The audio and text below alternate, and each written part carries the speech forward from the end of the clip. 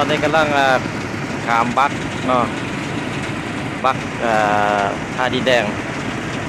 น้ำเงิมเรียกว่าเป็นบักขามน้ำเงิมแต่เป็นบักใหญ่สมควรเนาะใส่รถใหญ่ได้3-4 คัน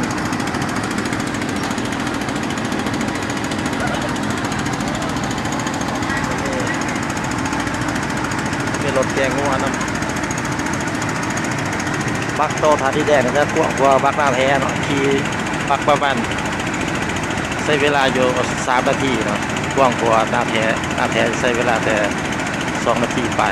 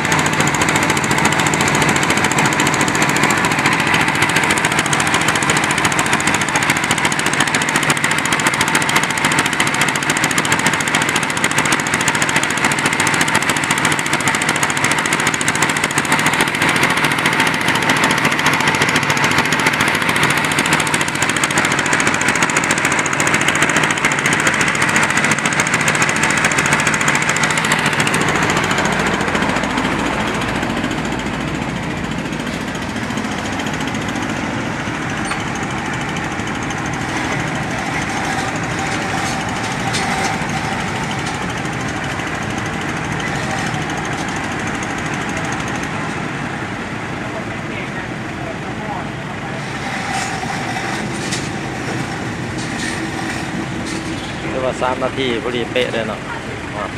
ฝั่งท่าดินแดงมาเลย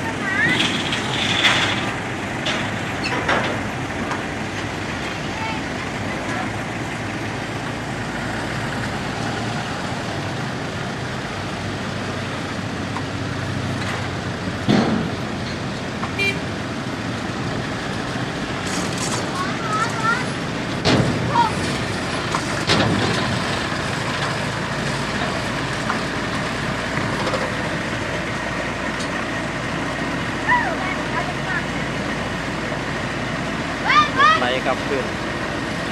แล้วก็ขับรถถูกเพียงไปเลย